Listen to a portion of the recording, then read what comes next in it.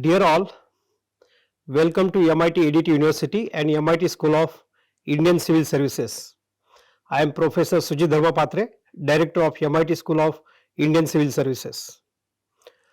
Today we have with us the former chairman of UPSC, Dr. DP Agrawal sir.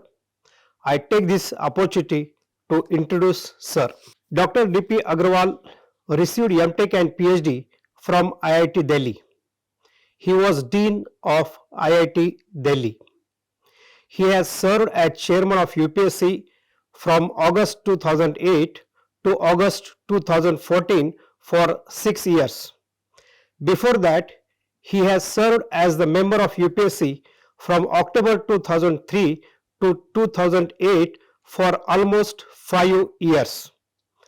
Professor Agrawal sir has been very active in teaching and research throughout his career and has supervised over 100 theses, including 20 PhDs, and published over 150 research papers. It is our privilege that Dr. DP Agrawal sir is guiding us as chairman of advisory board of MIT School of Indian Civil Services. We welcome you, sir. We will start the interview with the sir. My pleasure. Thank you. Sir, many students are preparing for UPSC in India. Majority of the students are attempting for maximum years. They set UPSC as a goal and not as a chance. So wasting number of energetic years due to more number of attempts. What is your opinion regarding the number of attempts students should give and their career plan if not qualified? Civil service examination through which we select civil servants is a 3-stage process. Each of these stages require a different kind of preparation. For most of the students who are conventionally educated in universities, where a student prepare to pass one examination, find it very difficult when they have to adjust in 1 year to 3 different varieties of examination. It is therefore required that student must decide early whether civil service is their goal. If they decide early, they should start preparing when they are in school. So all the 3 years of graduation,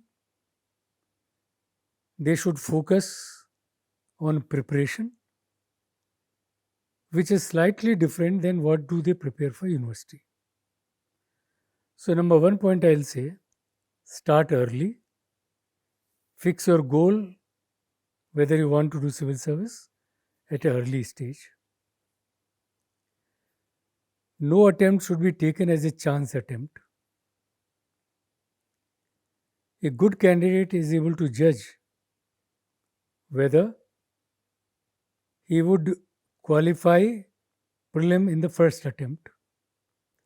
When he is sure of it, in my opinion, only then he should take attempt. I am not in a favor that you learn while doing exam. You be ready that you have to qualify this exam. When you are mentally ready, prepared, only then attempt. So therefore, no attempt to be wasted. It is good to be selected early.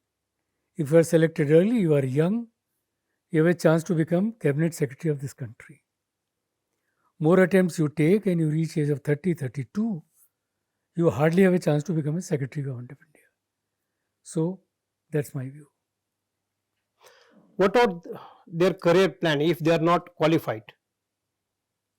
Since UPSC permits a general category students to take 6 attempts in age of 32,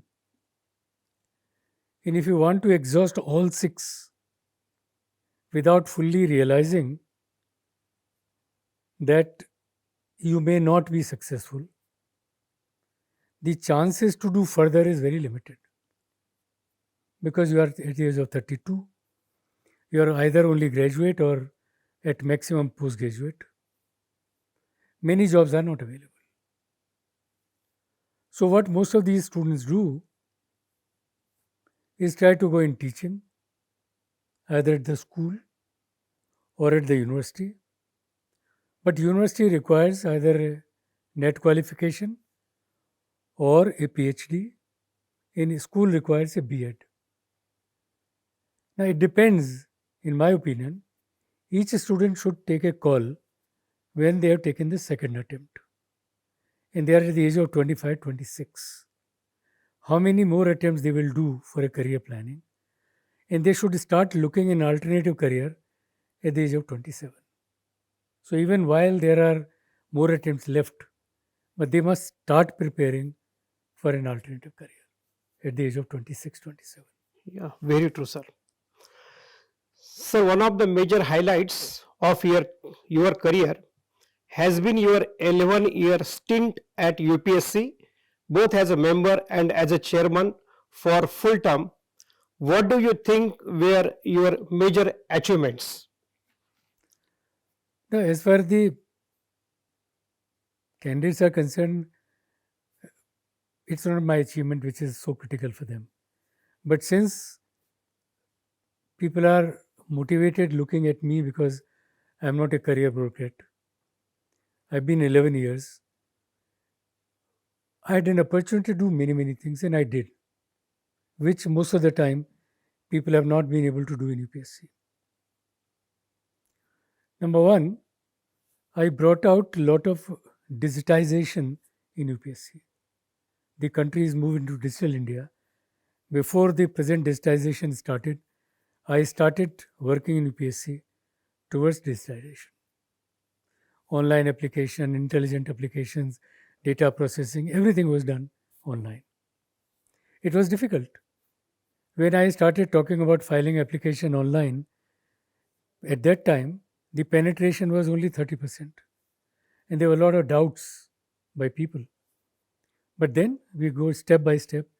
So I believe take a new step, but mini step and make it success. So one of my policy in UPSC was take a call, discuss with a lot of people. Once you decide, take baby steps, achieve the goal. The second thing which I did that I wanted to make commission as unbiased as possible. Now, when you talk of integrity and unbiasedness, you might say many times, but it should be visible to people. And I made that to happen.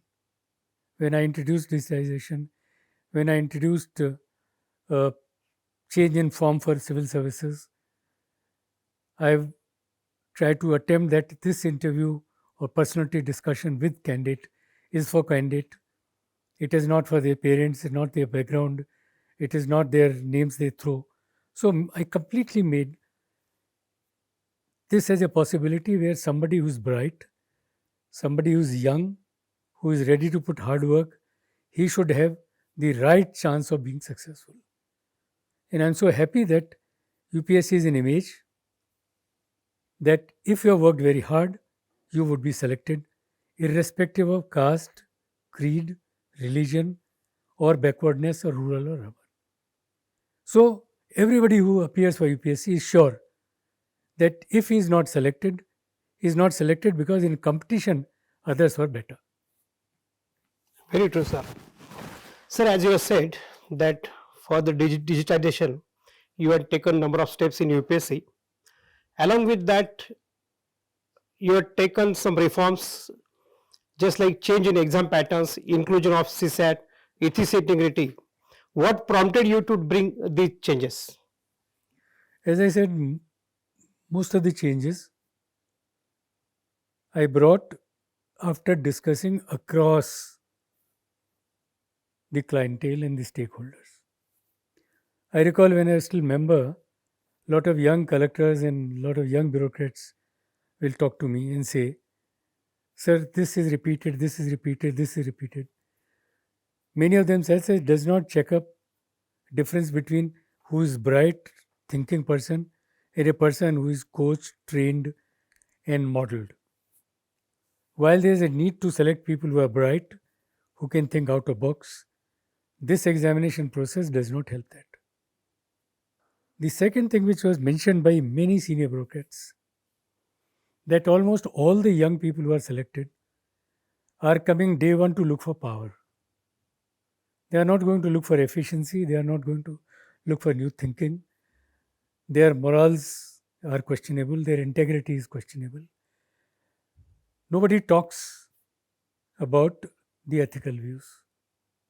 I also recall meeting many chief ministers, including the present prime minister. He was then the chief minister in Gujarat. And he said, why don't you bring some pride into students about Indian culture ethos? Why don't you think that they must be honest people? I remember Nitish ji saying in one of the meeting in Patna that I want to see bureaucrats who are very honest. So these people always thought that bureaucrats are not really committed to the country, they are not honest, they are becoming career too oriented for self-serving. And young people wanted the bright people to be selected. Now this prompted me to look at this exam I've been show.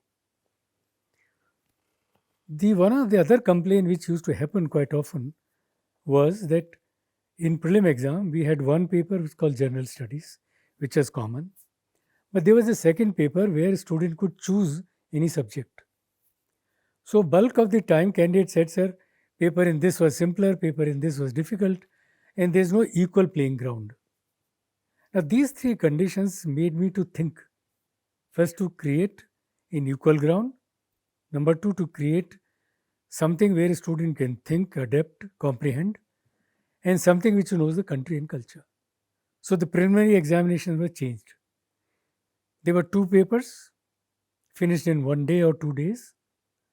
Earlier it will take 6 days because depending on the choices. So I cut down the time. I cut down the result declaration time because there were only two papers. So one paper relates again knowing country, which is history, geography, political science, social science. The other relates to how do you become a professional, career-oriented bureaucrat, playing with numbers, comprehending, writing the report, be honest, be ethical, have an aptitude and attitude. So therefore, a paper called CSET was brought in. So we had general studies paper, CSET paper, which people found to be useful because only good people, intelligent people can qualify. Then we had mains which went on for months together. There used to be 2 general studies paper, 2 optional paper, 24 choices. Permutation combination required me to conduct for over a month. But when I looked at over 15 years of result, and I noticed that only 8 subjects are taken, though I have 24 subjects, but most of the students take about 8 subjects. And I realize, then where is the point to have many optional if they are going to choose them? The second point is that the governance is not checking your knowledge into variety of subject. Governance is to know how governance is done. Governance is done for the country to whom you should know. Governance is done through developmental process. Governance is done through economic development, human development, health, welfare. Governance is done rule of law. And governance is done by creating relationship with neighboring countries. And therefore, instead of 2 papers, and to make it more common, I created 4 compulsory papers, which covers everything now, which covers international relations, law and order, human rights, about the country, economic development, social development, aptitude, attitude, ethics, everything is now covered. And this all are common. There is nothing where a student can say, sir, no, this paper was easy and this is wrong. So I left only one subject to be chosen. Why I continue with leaving to one option in the exam? With a very fond hope normally that we require graduates to appear. That means we are going to university. And it is important that a student when go to university is not only learn subjects, he learn a lot of things in university. For example, a student who comes to ADT, he looks a lot of other activities are happening. In this school, you also got naval, you also got peace, you got also got culture, you got also studio. Now, when you come to university, you have a chance to interact with these people. So your personality get developed. There were suggestion that there must not be any option. But when I do option, then I'm killing completely student coming to university. They'll go to coaching center. They will not come to university. They'll not go to canteen. They'll not talk in groups. They'll not talk in politics. They will not look at what studio people do. They will not look at how university look like, how young students behave. So we will not know. I insisted, therefore, that there must be one paper optional. And what I wanted to link at that time, when I was chairman, that you should take that subject in which you got your degree. Because if you study 3 years of history, why should you take an optional subject in psychology or in political science? After you've done the university, 3 years study is much more critical. You know subject, you know books, you know vocabulary, and suddenly you want to take a philosophy paper. You then require 2 years to prepare for it. So bulk of the problem which has come is that candidate opting a subject which they have not studied, because many coaching centers told that you can do better here, which is incorrect. Because many of these people are ready only in that area, so that this is the best. On the contrary, if you take your graduation subject, you know everything about it. You have to only rebrush. So that's what led to me, and I thought it was very successful. Done after 30 years. It took me time. Yes, took me about 4 years to do, but I did step by step. And in the process, whatever inputs came, I try to correct them. The major change, which not many people know, I did in the process of examination itself, which I thought is not the domain here. So I thought I've given a background and the changes and reforms I made. Yeah. Sir, proactively you had taken the bold decisions in the change of patterns of the UPSC examinations, and you have given the opportunity to the aspirants for a common platform as per the academics and personality development of the students to be considered for the examinations. So my next question is, the Baswan committee recommendations have refueled the debate regarding number of attempts given to UPSC aspirants. What is your ideal number for different categories? See, this question has been debated for many, many years. The committee which worked with me, through which I did reforms, we had submitted 3 attempts for general category. In my report, report which was submitted during my time, previous chairman UGC was there, who was from Pune, as you know. It was debated in commission, and we thought 3 attempts up to age of 27 is the right time, because we are allowing candidate to appear at the age of 21. By age of 27, you have possibly 6 attempts, which is even currently given. But we said, have 3 attempts, go to age of 27. Then you still have many years left for a second career, because many state governments do select up to age of 30 in their services. So they have chance to go to state services. They have chances to go to PG and PhD. And by the time age of 32, you can become faculty. So you have a long career ahead. And thirdly, socially speaking, in our country, most of the parents want that their children get married by the age of 26, 27, 28.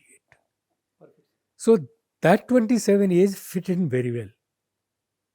But unfortunately, it was not understood, and the governments tried to play to galleries, and they increased to 32 and 6 attempt, which was actually not needed. It was no good for students. A student who is attempting till 32, he left with no career. And the youth energy, which is wasted. So by 27, you still have a lot of energy left. You're about to get married, second career is looked at. And 27 is not a time when you are matured fully.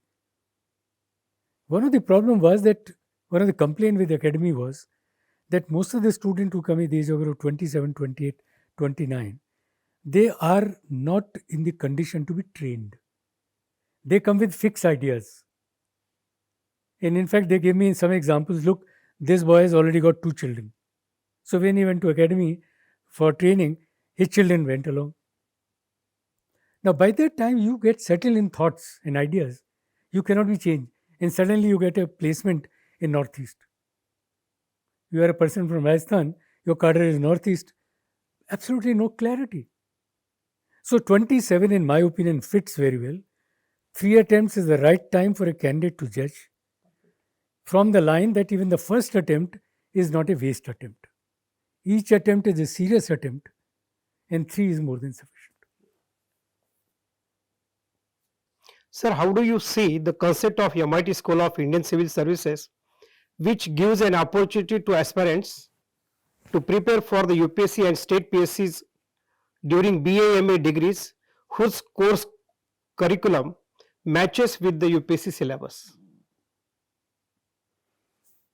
You see, many universities have started this kind of program. Let me understand today the preparation of civil services done through mainly coaching centers. Many government for themselves have their own training academies. Many central universities have been allowed to train their students. Now, what is that difference between you prepare for civil service and the academics? Take, for example, there is a BA in history. History is one subject, optional. So he takes his history as a subject. Then he must know about his country. So when he learned history, in BA course, one of the languages is taught.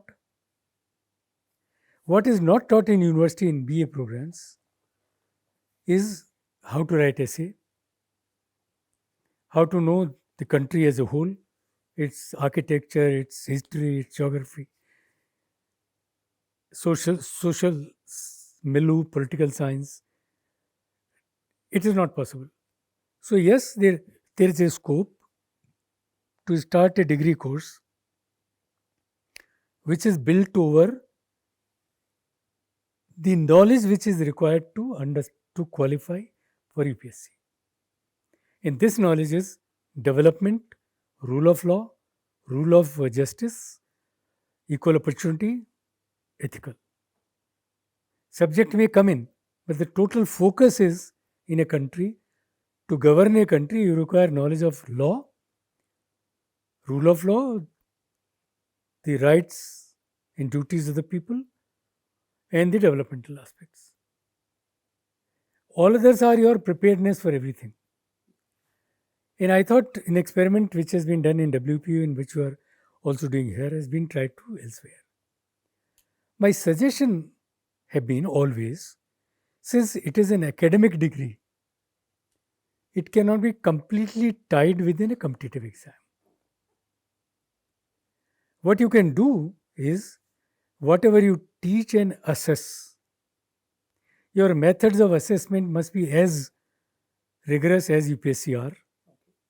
Your questions should be as thinking as UPSC questions are. Because in the university, when you set up a question paper, it is to look at between pass and fail. For example, every student in UPSC in university can have 90%. But it is not possible that in UPSC, all who appear can be selected. For example, in main exam last year, 15,000 people appeared and there are 900 vacancies. So even there are 900 students or 12,000 students, 1200 students with marks which are similar, still I have to grade them 1, 2, 3, 4 because I can only choose 900. Now this choice is not in university. So that process and approach to evaluate, approach to interact in evaluation is a must. Whatever method you teach. Because if I look at 4 journal papers and I look at what it covers almost everything on earth. It covers international relationship, it covers foreign policy, it covers home affairs ministry's work, it covers education ministry, it covers health, it covers science, it covers technology, mathematics. What does it not cover? Can you teach a course which covers everything? Firstly, it will be too heavy on a student who is getting a degree. Secondly, if you want to do a PhD in history, how does it matter whether he writes an essay or not? But yes, there would still be some people who looking your support, and what you can do is you can prepare some of those elements, like you can make them pakka in language, you make them pakka in essay writing, you make them pakka in critical thinking, communication. You can train them to personality development, which can be exposed to rural areas, or you can make them a better reader, reading of books, magazines, understanding the material written in the books based on their mixed summary comprehension. You make them important in terms of numeracy and uh, logical thinking. Because if you look at the National New Education Policy Report, all these are going to be skill to be learned in the university. So it is not only for civil service. Even a history student will have to do that, which I am saying. For example, there are questions on related to economic development. So will you teach whole economics? How much will you teach a student in the university? Everything on earth can't be taught. If you remember earlier, we used to have a BA General, and we'll have 3 subjects. Now then it became a specialization called honors. So if there is a political science honors, he would do only in the first year 2 courses, one in language and possibly one subsidiary. Otherwise, he is doing compulsorily 5, 6, 7, 8, 9 courses in political science. I can't train better than him, can I? All I am adding is that can he do beyond the class reading of material, which requires to read more? Which of course you can cover through syllabus, but that's very difficult to do. So if your program gives some content through curriculum, some content through outside curriculum, but then your evaluation is as tough, as thinking as of UPSC.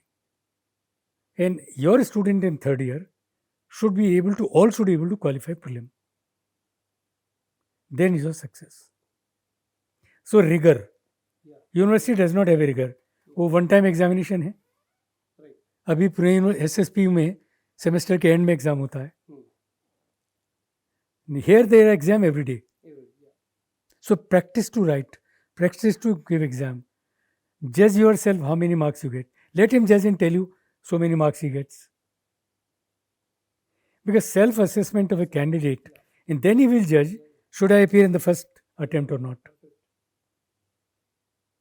So the practice in the first year is that he assesses himself. You give question paper, he attempts question paper, he checks the question paper, he says, I get this marks. You only doubly make sure. That is the pattern. Yeah. Okay. Sir, which are the evaluation parameters of mains and interview? What exactly UPSC expect the quality from the students? I think it's a very tricky question. If you look at preliminary, they have clearly mentioned. If you look at mains, they have.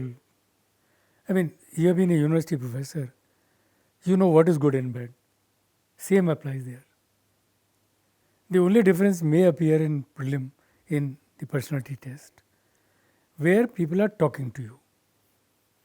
The way you express yourself, the honesty in your approach, your thought process, your new thinking, your attitude, whether you are a learning personality or a stubborn personality or unmoldable. Now, these are some of the parameters which are looked in personality. As far as the exams are concerned, it has to be correct. In fact, the new pattern which I brought in exam,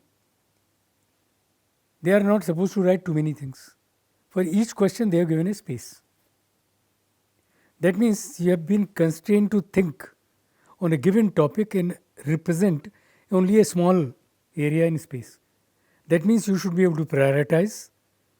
You should know what is out of the total story, which is the component of the story which will give the best result. Now, that's the biggest change. In the university, you can write pages after pages, take one continuation seat, second continuation seats. Now, here we want you to be too professional. We want to judge your knowledge within a constrained period where you have to prioritize and write. That's the sole difference. So, if a candidate is writing only story and only till when the end is over, he is still not able to finish, then he gets less marks. So, that means I know the whole answer completely, and out of the answer I can prioritize which will be number 1 point, number 2 point, number 3, 4, 5, 6. And that's a major difference. How the DAF is crucial for the interview? Every information you provide to UPSC is compulsory. DEF is nothing but is your information. You are telling them what family you come from, your family background, one. But that's not just as a part of personality. This is only a piece of information which goes when to be checked when you are selected. That background of you as what you are, what your family is not related to your selection process. It is required only when you are given a letter of appointment. They cross-check the kind of family you come, it was a good decent family and blah blah blah. But they won't stop you if you are not a rich person. So to that extent it is not related. So today it's in two parts. First part, which is personal information, that information related to your family, your other, is not relevant at all. What is relevant is your education, the time you spent in your education, time you did after the school education, university education. Did you do a job? Did you achieve anything in co-curricular activities? Did you work elsewhere? Or do you have any hobby? Now they are related to build your personality. It is no guarantee to avoid that I will not select a poor person, poor coming family. So we completely off the bias. Whether you come from Hindu community, Muslim or Sikh community, you come from village or rural, we have delineated. We are looking at you in your school, your college, your subject you studied, your achievements, your co-curricular activities, your readings, your participation in activities. And that's all we look into.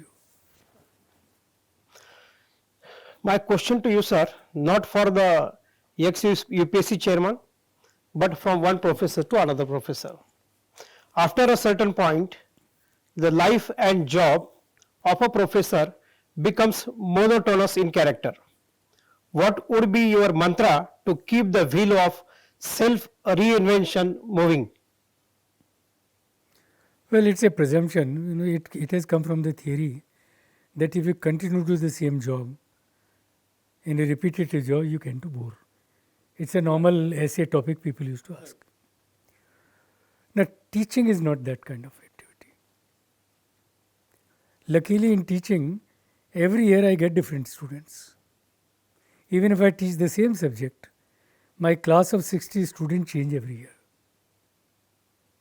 Every year I get student to teach in the same age group of 18, 19, 20, 21. So though I become 50 years of age, I still link with the young students. So I don't agree to that extent that teaching become monotonous. No, it is reinventing every day. I get students, some of them are naughty, some of them are learning, some of them are not naughty. So I reinvent my teaching learning every year.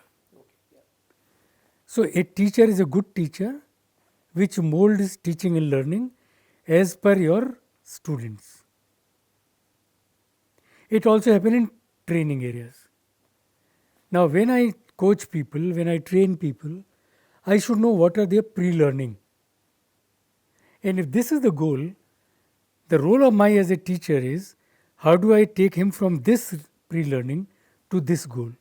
Therefore, my methods will be different, my attempts will be different, so it will be a challenge. Now, if you happen to be a university professor, like you were and I was, luckily I was in IIT, where you have to invent every day, because not only you teach, you supervise projects. Projects have to be meaningful. Projects have to deal with the new technology. Projects have to be dealt with the new science which has come and new methods which have come. So, for a teacher to continually learn the new techniques, new methods, new approaches require a lot of self-learning.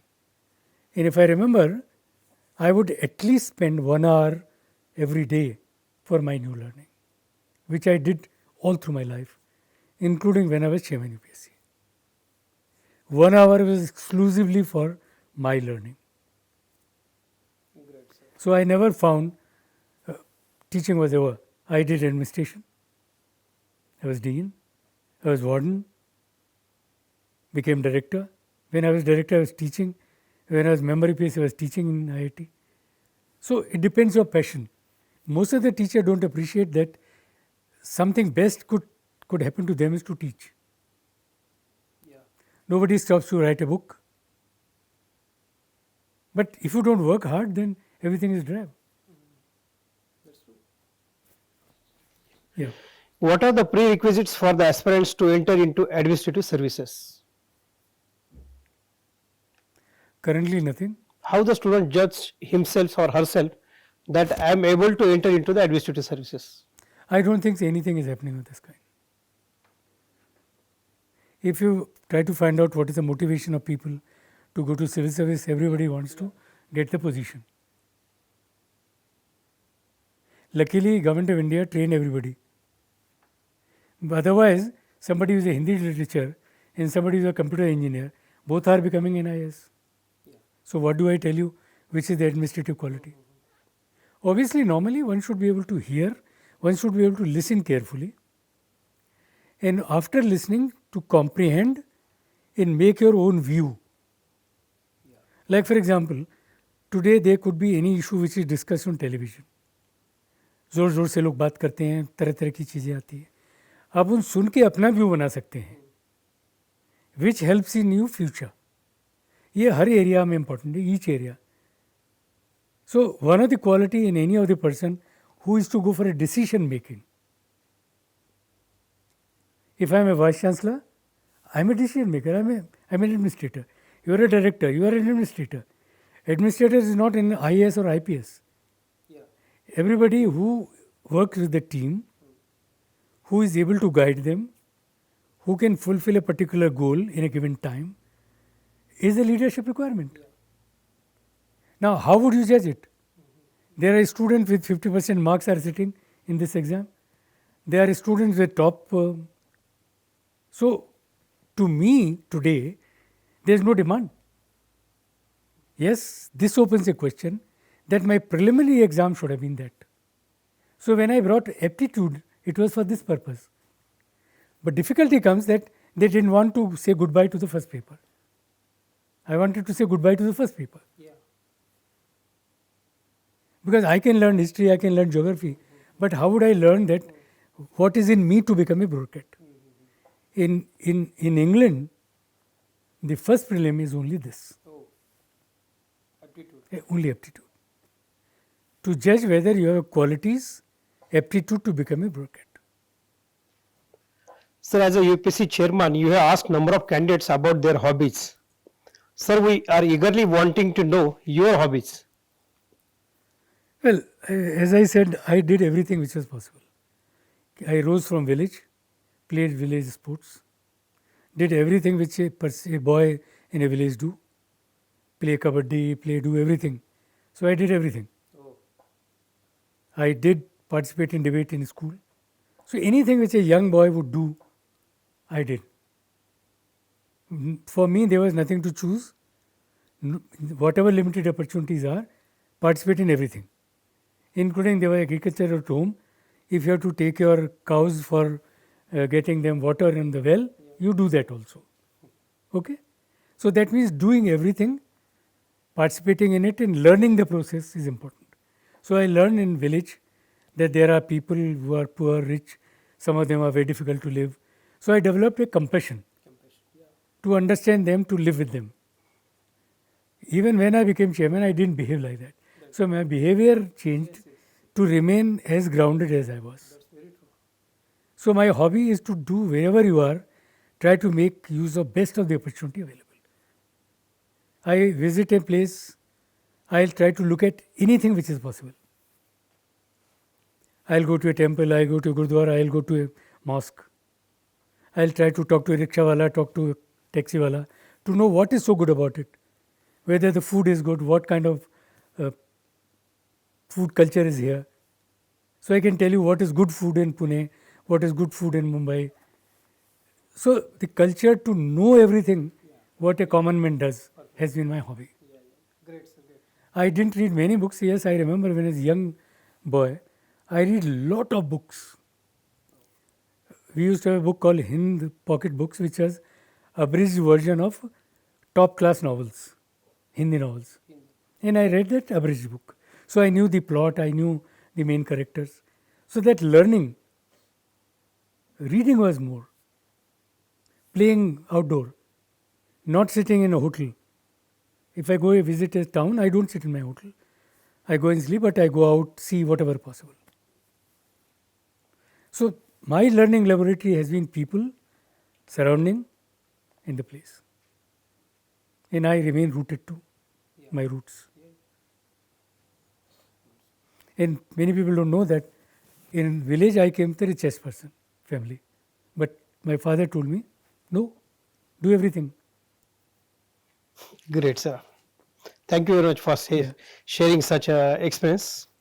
What is your message to students who wish to pursue for UPSC examinations? First decide, as I said, decide early. Start preparing early and work very hard. Nobody can help you except you. Judge every time who you are and where you are. Wherever you need support, seek that support. That's it. That's a mantra.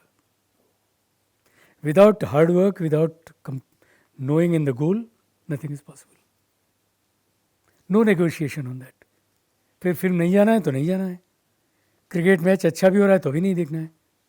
But I know some of the best people in the country. They were so wedded to cricket, like Mashelkar, for example. In his office, the cricket commentary would run, he'll work. He would be as live to the commentary as. And I had the same hobby. As a chairman, I will see the sports and do my job. So hobby goes along. Spend one in the evening. It's a saying in my side and saying everywhere. When cows return home, don't start studying. Means when night and days are in the evening time, never study at that time. Go out of home, play, walk, exercise, gossip, chaya bahar. Between 5 and 7:30, sorry. There's a time when cows return home. है ना? पहले कहते थे ना इसको गोधूली में पढ़ना नहीं चाहिए कभी. इसलिए don't give them an activity between 5 and 7:30. And when you prepare as a candidate, never eat your stomach full. Never. If you eat 3 chapatis, go to 2 and be there. Otherwise, रात को आप पढ़ नहीं सकते. That's true. So MIT ADT University has a good infrastructure for the students. How it can help to the students? Give them a good library. Give them good guidance. Evening time, co-curricular activities. More debates. More chances to develop hobbies. Develop personality. Have library where variety of books are there. Each one should be able to read one book in one semester. Depending on his interest. Somebody is interested in film reading, let him. Then he reads it fully. So depth. If you want to read one author, let him read one author through. If you want to read fiction, let him read fiction. If he's interested in history, so provide a very rich library. Open the library all the time. Provide opportunity in the hostel room to prepare material, more competitive paper, question papers. I think that's what you can do. Yeah, we have 24/7 reading room also. Yeah. Sir, thank you very much for your talk. We will be blessed with your guidance. Thank you very much. My pleasure, sir. And as you know, I have been very passionate that who are young student must make a good effort to become successful in their chosen area, and that I do. In last 6 years, I have given up my chairmanship. I have at least talked about 150 places, and that's passion. Thank you very much. Thank you very much. Thank you.